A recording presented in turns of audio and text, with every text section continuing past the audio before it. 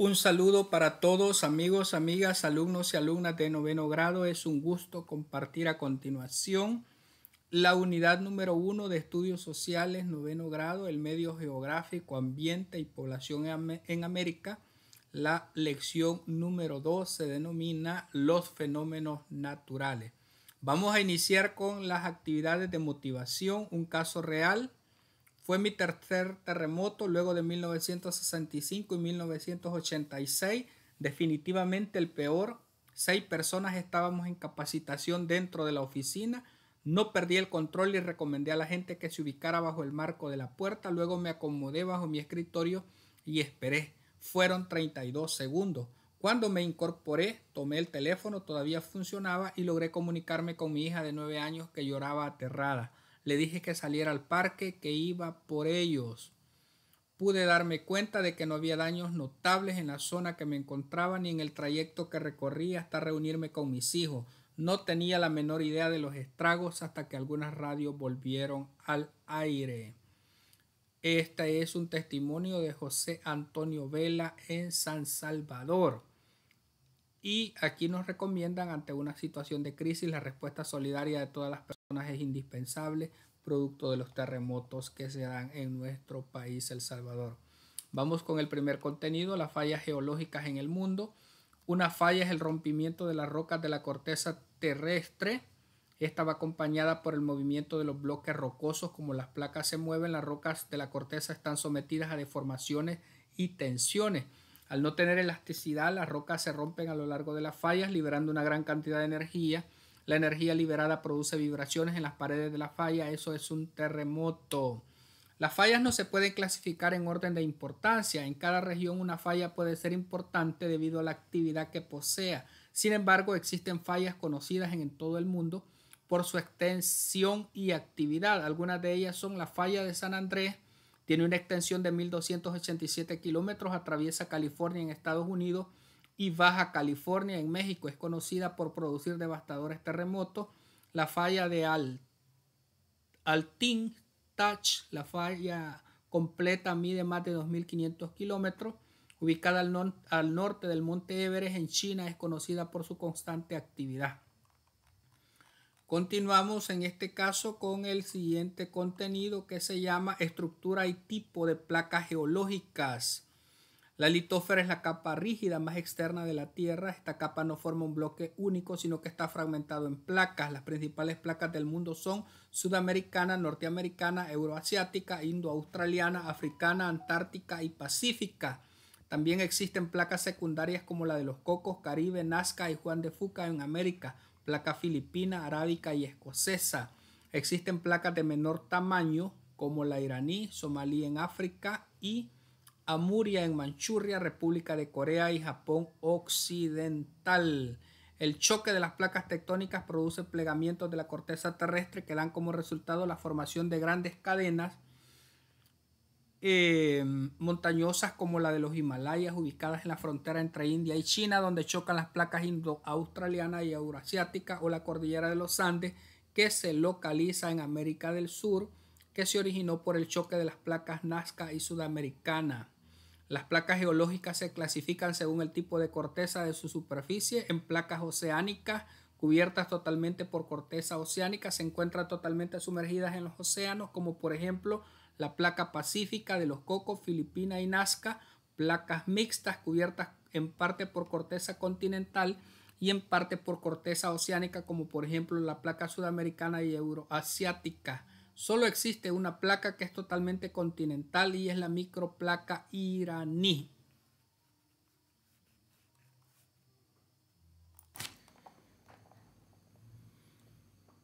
Bien, vamos con la actividad número 1. Dibuja un mapa mundi y señala con color verde las principales placas del mundo, con color rojo las placas secundarias, colorea en café las placas mixtas y en azul las placas oceánicas. Bien, aquí hemos leído un poco sobre cada una de estas diferentes placas y aquí las podemos observar en el mapa mundi. Aquí están de manera específica, las podemos observar y vamos a considerar el color que nos están recomendando para poderlas distinguir.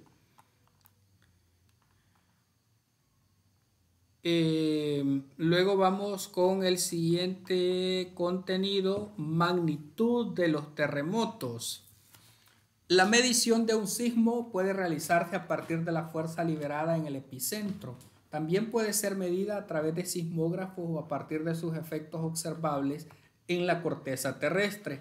Para ello existen dos escalas de medición, una considerada la intensidad y otra la magnitud.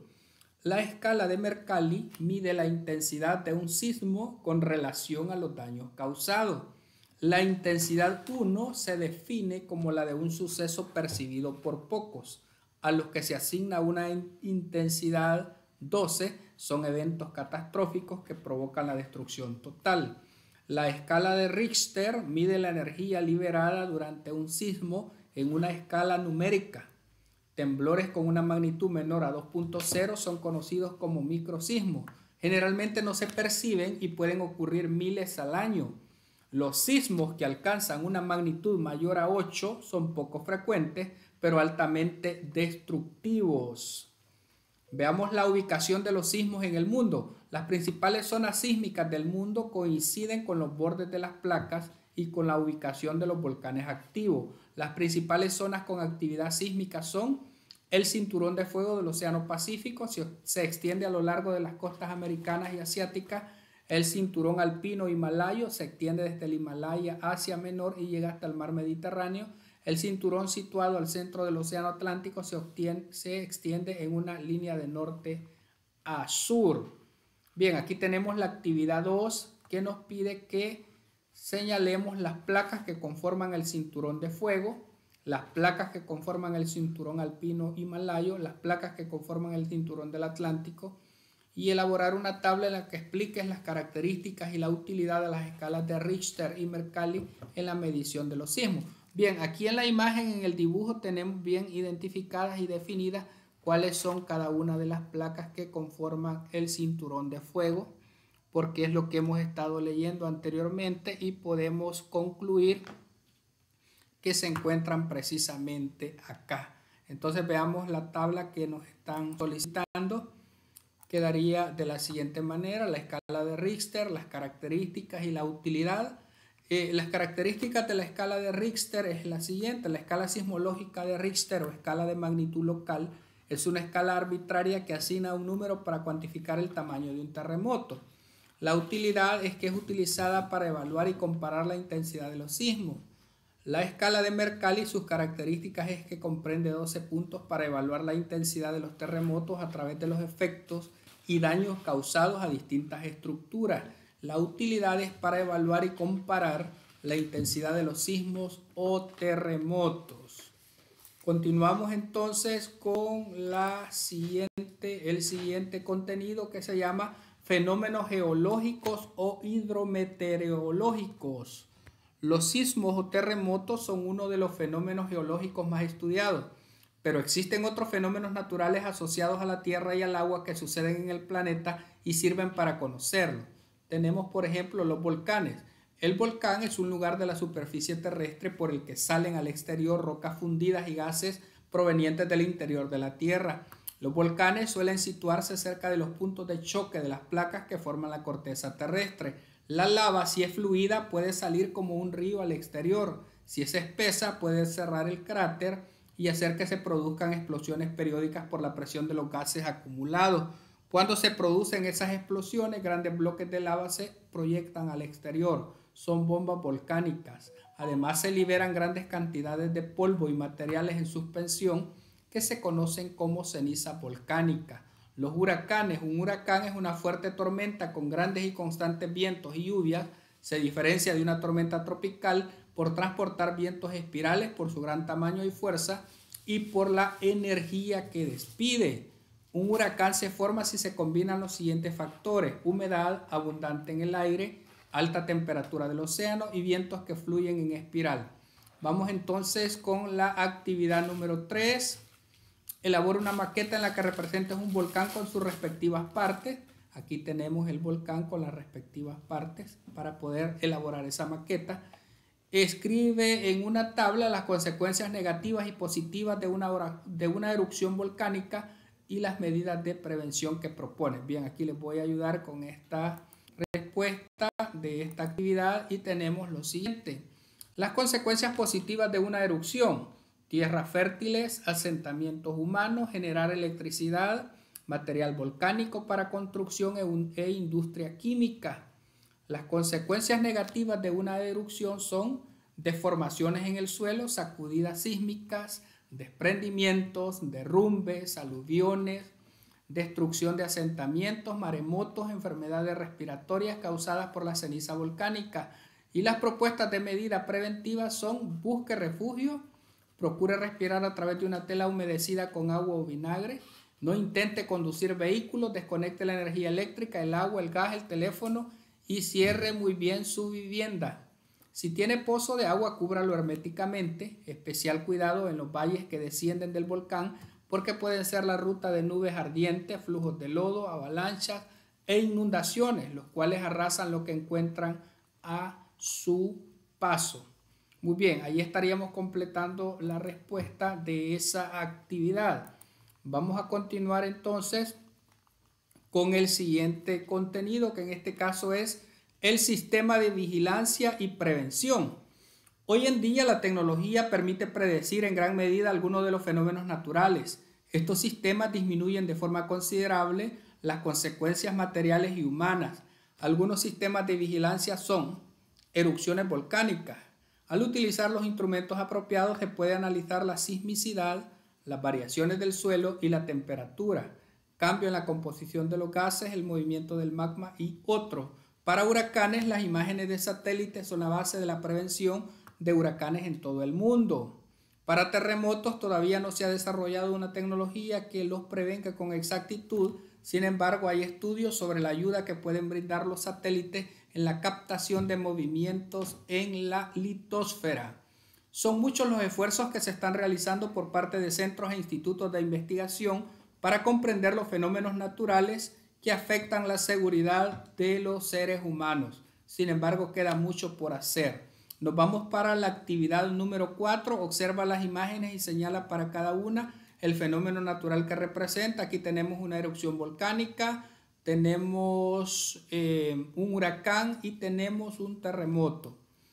Las características de dicho fenómeno natural, pues ya sabemos que cuáles son. Aquí las hemos venido leyendo y podemos concluir cuáles son esas características. Los sistemas de vigilancia que existen para cada fenómeno, de igual manera, aquí hemos mencionado en este último párrafo cuáles podrían ser las que corresponden a cada fenómeno.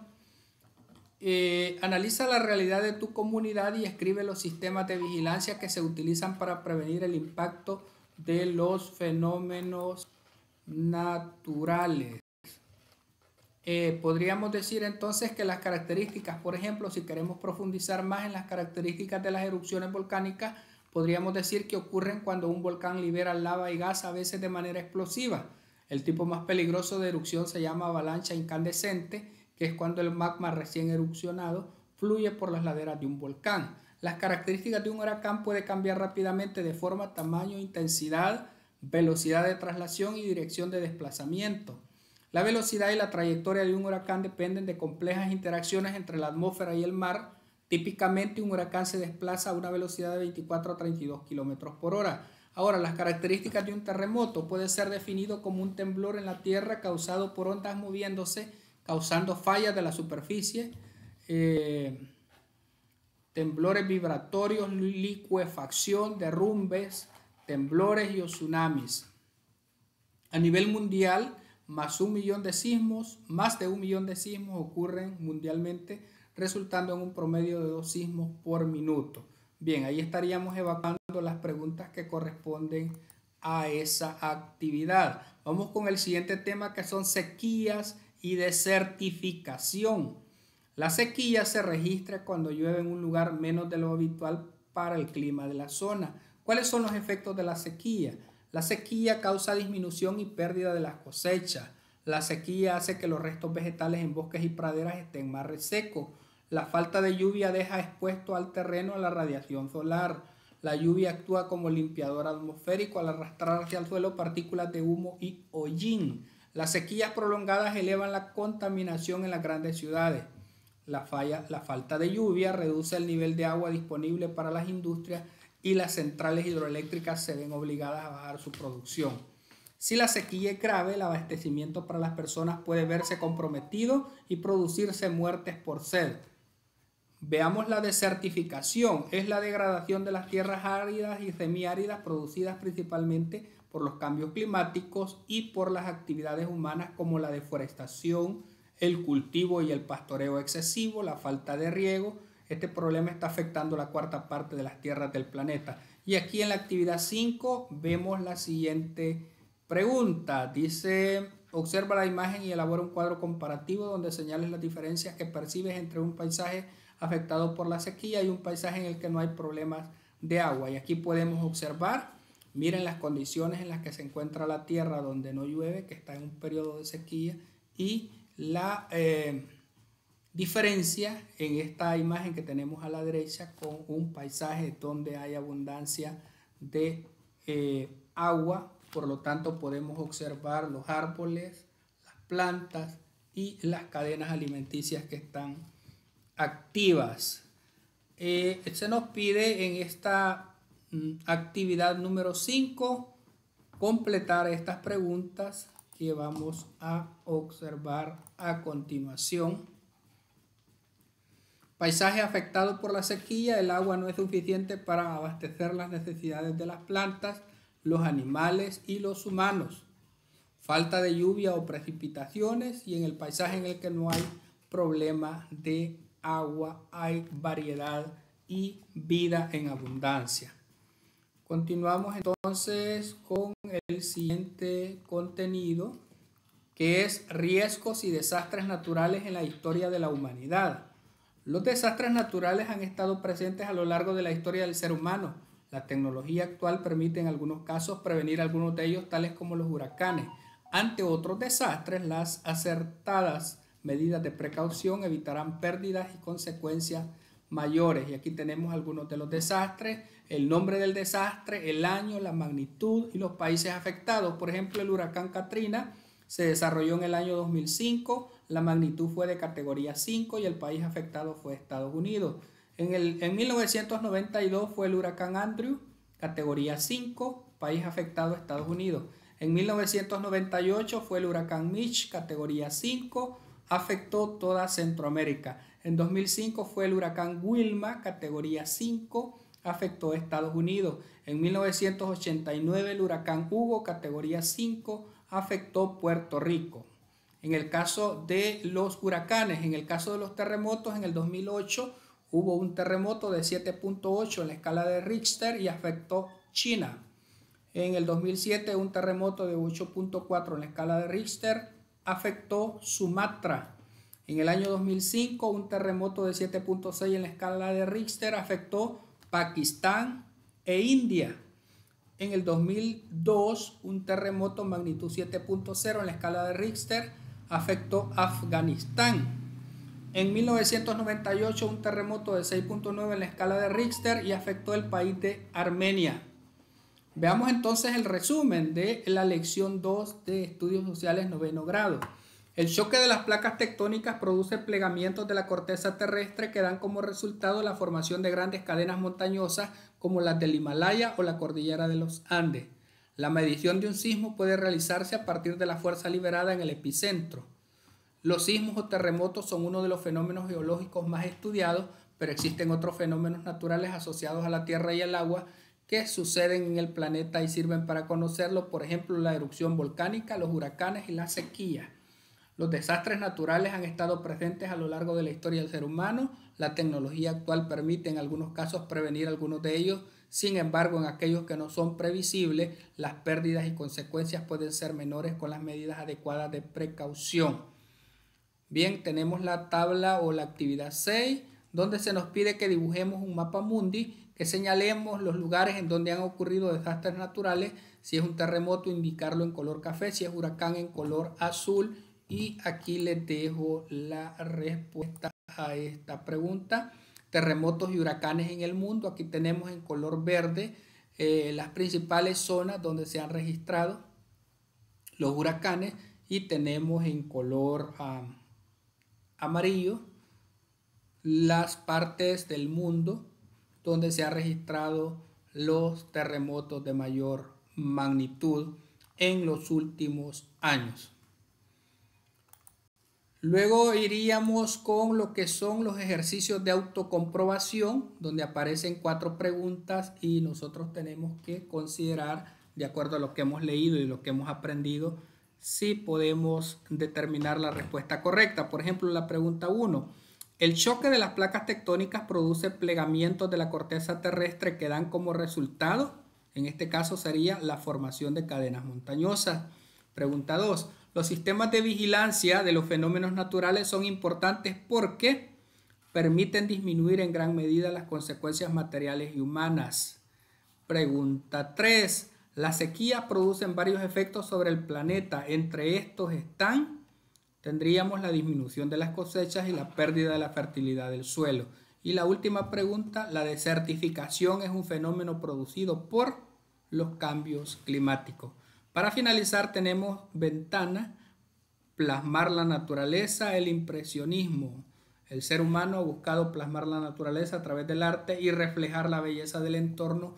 Y aquí tenemos una imagen muy interesante de esta técnica. Así es que de esta manera estaríamos completando las actividades que corresponden a la semana 2 de la unidad 1 de la asignatura Estudios Sociales y Cívica de 9º grado.